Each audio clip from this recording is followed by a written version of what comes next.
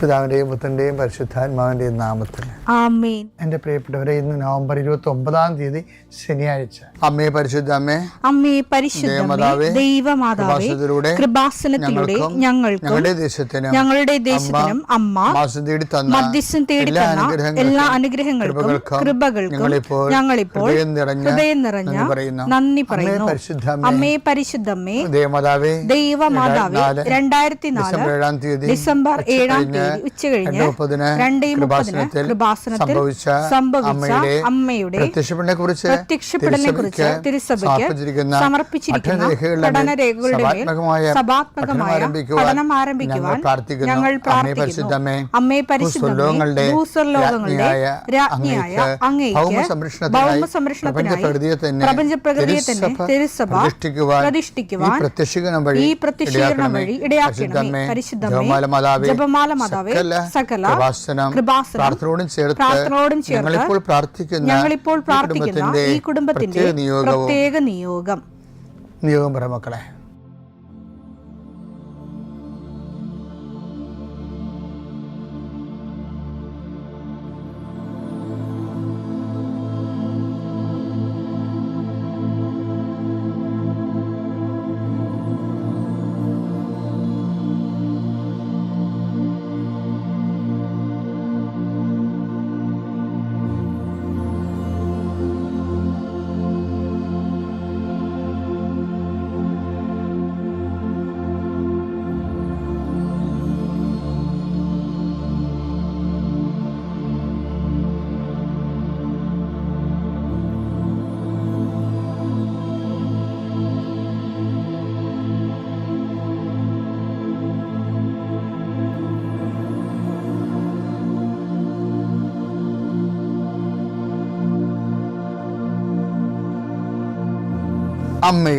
അമ്മയുടെ പ്രത്യക്ഷീകരണത്തിന്റെ ഈ അനുഗ്രഹവേളയിൽ ഞങ്ങൾക്ക് സാധിച്ചു തരുവാൻ കനിയണമേ. ആമേൻ. വിശ്വാസ പ്രമാണം. സർവശക്തനായ പിതാവും ആകാശത്തിന്റെയും ഭൂമിയുടെയും സൃഷ്ടാവുമായ ദൈവത്തിൽ ഞാൻ വിശ്വസിക്കുന്നു. അവിടുത്തെ ഏകപുത്രനും ഞങ്ങളുടെ കർത്താവുമായ ഈശോ മിശിഹായിലും ഞാൻ വിശ്വസിക്കുന്നു.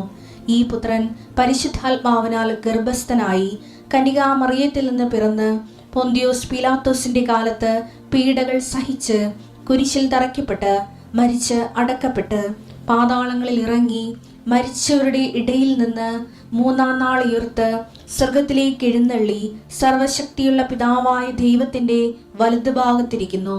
അവിടെ നിന്ന് ജീവിക്കുന്നവരെയും മരിച്ചവരെയും വിധിക്കുവാൻ വരുമെന്നും ഞാൻ വിശ്വസിക്കുന്നു. പരിശുദ്ധാത്മാവിലും ഞാൻ വിശ്വസിക്കുന്നു. വിശുദ്ധ കത്തോലിക്കാ സഭയിലും പുണ്യവാന്മാരുടെ ഐക്യത്തിലും പാപങ്ങളുടെ മോചനത്തിലും ശരീരത്തിന്റെ ഉയർപ്പിലും നിത്യമായ ജീവിതത്തിലും ഞാൻ വിശ്വസിക്കുന്നു. ആമേൻ. സ്വർഗ്ഗസ്ഥനായ ഞങ്ങളുടെ പിതാവേ, അങ്ങയുടെ നാമം പൂജിതമാകണമേ. അങ്ങയുടെ രാജ്യം വരണമേ. അങ്ങയുടെ തിരുമനസ് സ്വർഗത്തിലെ പോലെ ഭൂമിയിലും ആകണമേ. അന്നു വേണ്ടുന്ന ആഹാരം ഇന്ന് ഞങ്ങൾക്ക് തരണമേ. ഞങ്ങളോട് തെറ്റ് ചെയ്യുന്നവരോട് ഞങ്ങൾ ക്ഷമിക്കുന്നത് പോലെ ഞങ്ങളുടെ തെറ്റുകൾ ഞങ്ങളോടും ക്ഷമിക്കണമേ. ഞങ്ങളെ പ്രലോഭനത്തിൽ ഉൾപ്പെടുത്തരുതേ, തിന്മയിൽ ഞങ്ങൾ രക്ഷിക്കണമേ. ആമേൻ. നന്മ നിറഞ്ഞ മറിയമേ, സ്വസ്തി. കർത്താവ് അങ്ങയുടെ കൂടെ സ്ത്രീകളിൽ അങ്ങ് അനുഗ്രഹിക്കപ്പെട്ടവളാകുന്നു. അങ്ങയുടെ ഉദരത്തിൻ ഫലമായി ഈശോ അനുഗ്രഹിക്കപ്പെട്ടവനാകുന്നു. പരിശുദ്ധ മറിയമേ, തമ്പുരാന്റെ അമ്മേ, പാപികളായ ഞങ്ങൾക്ക് വേണ്ടി ഇപ്പോഴും ഞങ്ങളുടെ മരണസമയത്തും തമ്പുരാനോട് അപേക്ഷിക്കണമേ. ആമേൻ. കർത്താവേ, നിന്റെ ഉന്നതമായ നാമത്തിന് സ്വസ്ഥം ചെയ്യുന്നു. കർത്താവേ, നിന്റെ വിശുദ്ധ പൗരോഹിത്യത്തെ മഹത്വപ്പെടുത്തണമേ. കർത്താവേ, സഭയിലുള്ള സാന്നിധ്യം ദൃഢമാക്കണമേ. 39 വർഷം ഞാൻ അർപ്പിച്ച കൃപാന്റെ യുഗതിയായി കൃപാസ്ഥാന ജീവനോടെ പ്രത്യക്ഷപ്പെട്ട മാതാവിൻ്റെ മാധ്യസ്ഥയിൽ അസാറിൽ നടന്ന 10,000-കണക്കിന് ആരാധന ശക്തിയാൽ മക്കളില്ലാത്തവരെ ഓർത്ത് പ്രാർത്ഥിക്കുന്ന ഈശോയെ, ആശുപത്രി കിടക്കുന്നവരെ ഓർത്ത് പ്രാർത്ഥിക്കുന്നു. ഓരോ ബിസിനസ് ചെയ്തിട്ട് തകർന്നു പോകുന്നവരെ കർത്താവ് ഇന്നെങ്കിലും 10 പൈസ കിട്ടുക ഈശോയെ, കച്ചവടം ചെയ്തിട്ട് നിവൃത്തിയില്ലാതിരിക്കുന്നവരുണ്ട്. കന്യൻ്റെ കയ്യിൽ പൈസ അകപ്പെട്ടു പോയവരുണ്ട്. അത് തിരക്കി പോകുന്നവരും ചോദിക്കാൻ പോകുന്നവരുണ്ട്. അപ്പം അവരെല്ലാം അവരുടെ ഉദ്യമങ്ങളെല്ലാം കർത്താവ് കൊച്ചു തോബിയാസിനെ നീ വിട്ടില്ലേ, കടങ്ങൾ തിരിച്ചു കിട്ടും മേടിക്കാൻ വേണ്ടി. അതുപോലെ അന്ന് റാഫേൽ മാലാഖനൊക്കെ നീ കൂടെ വിട്ടില്ലേ, ഞങ്ങൾക്ക് നഷ്ടപ്പെട്ട തിരിച്ചു വിട്ട മേടിക്കാൻ വേണ്ടി വിടുന്നവരുടെ കൂടെ പരിശുദ്ധമേ നീ കൂടെ വിടണമെന്ന് പ്രാർത്ഥിക്കുന്നു ഈശോ. കർത്താവേ, ജീവിതമാർഗം മുട്ടിപ്പോയവരുണ്ട്, വീട് സ്ഥലവും ഇല്ലാത്തവരുണ്ട്, വിവാഹം ഒത്തുവരാത്തവരുണ്ട്, മക്കൾ ദുർനടപ്പിൽ പോയിട്ട് വേദനിക്കുന്നവരുണ്ട്. എല്ലാ മേഖലകളിലും എന്തെല്ലാം വേദന നീ അനുഭവിക്കുന്നുണ്ടോ അവിടെ എല്ലാം ഈ ദിവസം കർത്താവ് നിന്നെ ആശീർവദിക്കട്ടെ. നീ കണ്ടുമുട്ടുന്ന വ്യക്തികളെ കർത്താവ് ആശീർവദിക്കട്ടെ. നീ ഒപ്പിടുന്ന രേഖകളെ കർത്താവ് ആശീർവദിക്കട്ടെ. നീ ലോൺ എടുക്കാൻ പോവുകയോ സാമ്പത്തിക വിഷയങ്ങൾ സംസാരിക്കാൻ പോവുകയോ ചെയ്യുന്ന ഇടങ്ങളിൽ കർത്താവ് നിനക്ക് തുണ വരട്ടെ. എൻ്റെ കർത്താവിൻ്റെ ഉന്നതമായ നാമത്തിൽ, സഭയുടെ അധികാരത്തിൽ, കുരിശിൻ്റെ അടയാളത്തിൽ നിന്നെ ഇന്നത്തെ ദിവസം നീ പോകുന്ന എല്ലാ ഇടങ്ങളിലും നിൻ്റെ കർത്താവ് നിന്നെ സന്ധിക്കട്ടെ. നിത്യം പിതാവും പുത്രനും പരിശുദ്ധാത്മാവുമായ സർവീശ്വര എന്നേക്കും ആമേൻ. എൻ്റെ മക്കളെ, പിന്നെ നമ്മൾ കോൾ ടു ഇൻറ്റിമസി എന്നുള്ള ജനറൽ ചാപ്റ്ററിൻ്റെ ഭാഗമായിട്ട് അച്ഛൻ ഈ ഇൻറ്റിമസി എങ്ങനെ കർത്താവുമായിട്ടുള്ള വർദ്ധിപ്പിക്കാൻ പറ്റും, അതിന് അനുദിന അനുഭവങ്ങളെയും സംഭവങ്ങളെയും എങ്ങനെ അതിനുവേണ്ടി അർത്ഥവത്തായിട്ട് ഉപയോഗിക്കാൻ പറ്റും എന്നുള്ളതിനെക്കുറിച്ചാണ് നമ്മൾ രാവിലെ ഈ ആഴ്ചകളെല്ലാം ഈ ദിവസങ്ങളെല്ലാം ചിന്തിച്ചത്. ഇന്ന് ഞാൻ നിങ്ങളോട് പറയാൻ ഉദ്ദേശിക്കുന്നത്, ഈ ദൈവത്തെ ബോധ്യപ്പെടുത്തേണ്ട ഒരു കാര്യമുണ്ട്. ദൈവത്തെ ബോധ്യപ്പെടുത്തണം. ബോധ്യപ്പെടുത്തുന്ന വെച്ചാൽ അത് ക്ലേശകാലങ്ങളെ സുവിശേഷ വിഹിതമായി കൈകാര്യം ചെയ്യണം. ക്ലേശകാലങ്ങൾ നമ്മളെ നിലനിർത്തുന്നത്, നിത്യമായി നിലനിർത്തണമെല്ലാം ക്ലേശകാലങ്ങളായിരിക്കുകയെ. ഇപ്പം നമ്മൾ ഈ മഴയും തോരാതിരുന്നിട്ടില്ലെന്നൊക്കെ പറഞ്ഞ് നമ്മൾ പാടത്തില്ലേ. അപ്പം മഴ തോരണമെന്ന് നമ്മൾ ആഗ്രഹിക്കുന്നുണ്ട്, എപ്പോഴായാലും തോരുമെന്ന് പ്രതീക്ഷിക്കുന്നുണ്ട്. പക്ഷേ ഈ മഴക്കാലമാണ് ശരിക്കും പറഞ്ഞാൽ ഞങ്ങൾ 80കളിലൊക്കെ കേരളം എൻ്റെ ജീവിതത്തിൽ ആദ്യമായിട്ടും കേരളം മരുഭൂമിയായി കാണുന്നത് 80കളിലാണ്. കാര്യം മഴയില്ലായിരുന്നു 80കളിൽ മഴയില്ലായിരുന്നു. ഏതാണ്ട് ഒരു മാസം എത്തിച്ച് എന്താ പെയ്ത് മാറ്റി. പക്ഷേ നമ്മുടെ തെങ്ങുകളുടെ അണ്ടമെല്ലാം തെറിച്ചു പോയി.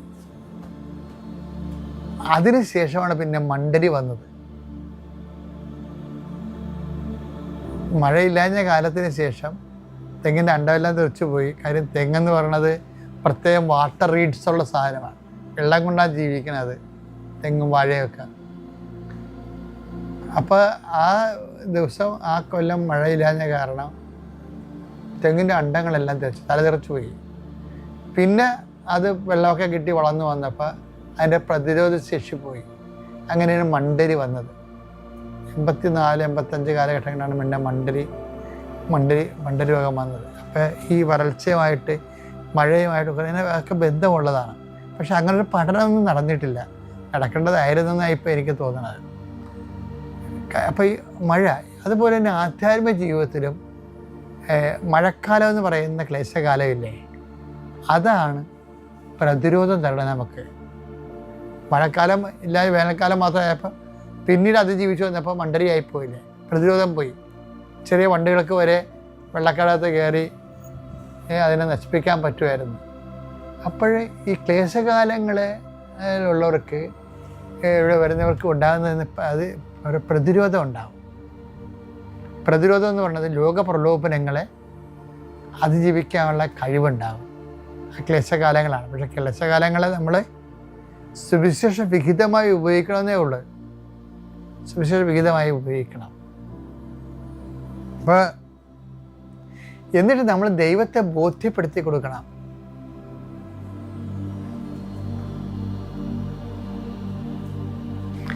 ദൈവത്തെ, അത് ക്ലേശകാലങ്ങളെ നമ്മൾ എങ്ങനെയാണ് നമ്മൾ ഓഡിറ്റ് ചെയ്തത്, അക്കൗണ്ട് ചെയ്തത്, ക്ലേശകാലങ്ങളിൽ എന്ത് നേട്ടം നമ്മൾ ഉണ്ടാക്കിയെന്നുള്ളത്. ക്ലേശകാലങ്ങളിൽ നേട്ടം മാത്രമേ ഉണ്ടാക്കാൻ പറ്റത്തുള്ളൂ. ആധ്യാത്മിക ജീവിതത്തിൽ ഏറ്റവും വലിയ പ്രശ്നം അതാണ്.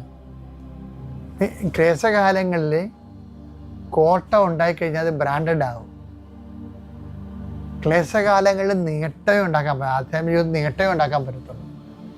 അതുകൊണ്ടാണ് ഈശോ പറയണത്, അവൻ തീവ്രവേദനയും മുഴുകി, പക്ഷെ എന്ത് ചെയ്ത്, അവൻ പ്രാർത്ഥന കുറച്ചെന്നല്ല പറയണത്, അവൻ കൂടുതൽ തീക്ഷ്ണമായി പ്രാർത്ഥിച്ചു.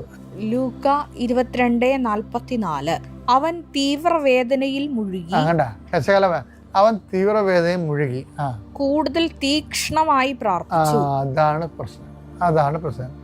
ഇപ്പം ദൈവത്തിൻ്റെ മനസ്സിരിപ്പും ചെയ്യേണ്ട കാര്യങ്ങൾ ഇറ്റ് ഈസ് എക്സ്പ്ലെയിൻഡ് ദെയർ. ഒരു തീവ്രവേദന വന്നാൽ എന്ത് ചെയ്യും? ജോലി നഷ്ടപ്പെട്ടാൽ എന്ത് ചെയ്യും? ഭാര്യയ്ക്ക് അസുഖം വന്നാൽ എന്ത് ചെയ്യും? കുഞ്ഞുങ്ങളില്ലാതെ വന്നാൽ എന്ത് ചെയ്യും? വീട്ടിലെ സാമ്പത്തിക കടം എന്തായാലും എന്ത് ചെയ്യും? അപ്പോൾ എന്താ സാധാരണ ആൾക്കാർ ചെയ്യണത്?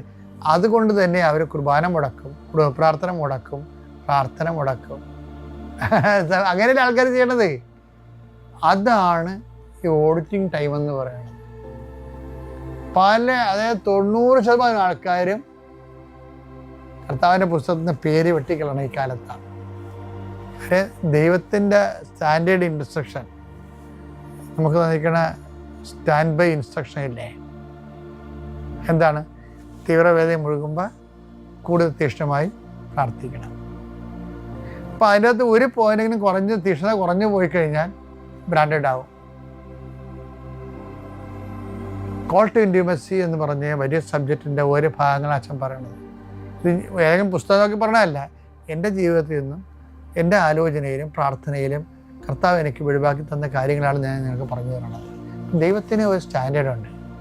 തീവ്രവേദന വന്നാൽ ദൈവത്തിൻ്റെ നിർമ്മലൻ എന്താ ചെയ്യേണ്ടത്? ദൈവത്തിൻ്റെ ദാസൻ എന്താണ് ചെയ്യേണ്ടത്? അവൻ കൂടെ തീക്ഷ്ണമായി പ്രാർത്ഥിക്കണം. എന്തെങ്കിലും തരത്തിൽ തീക്ഷ്ണത കുറഞ്ഞു പോയാൽ അപ്പം തന്നെ അത് ബ്രാൻഡഡ് ആകും. കാര്യം എന്താ വെച്ച് കഴിഞ്ഞാൽ തീവ്രവേദന കാലം എന്ന് പറയുന്നത് തന്നെ ഈ വിഷയം നമ്മൾ കൂടുതൽ തീക്ഷ്ണമായി പ്രാർത്ഥിച്ചിട്ട് നമ്മുടെ ആധ്യാത്മിക പോഷണത്തിൻ്റെ റെക്കോർഡ് ഉണ്ടാക്കുന്ന ഒരു കാലമാണ്. അത് നമ്മൾ വളരെ ശ്രദ്ധിക്കണം. അതുകൊണ്ട് എപ്പോഴും പ്രാർത്ഥിക്കണം. കർത്താവേ തീവ്രവേദന കാലം ഉണ്ടായാൽ, തീവ്രവേദനയുടെ കാലം ഉണ്ടായാൽ അല്പം പോലും വിശ്വാസം കുറയാതെ, അല്പം പോലും പ്രാർത്ഥനയുടെ എരിവ് കുറയാതെ, പ്രാർത്ഥിക്കാൻ, കൂടുതൽ തീക്ഷ്ണതയോടെ പ്രാർത്ഥിക്കാൻ അങ്ങേപോലെ എന്നെ സഹായിക്കണമേ.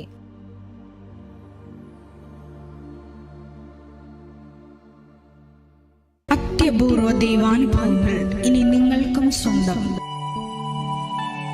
ഈ യൂട്യൂബ് ചാനൽ ഇതുവരെ സബ്സ്ക്രൈബ് ചെയ്തിട്ടില്ലെങ്കിൽ ഇപ്പോൾ തന്നെ സബ്സ്ക്രൈബ് ചെയ്യുക. ഈ വീഡിയോ ഇപ്പോൾ തന്നെ നിങ്ങളുടെ സുഹൃത്തുക്കൾക്ക് ഷെയർ ചെയ്തുകൊണ്ട് കർത്താവിന്റെ പ്രേക്ഷിതരാകുക.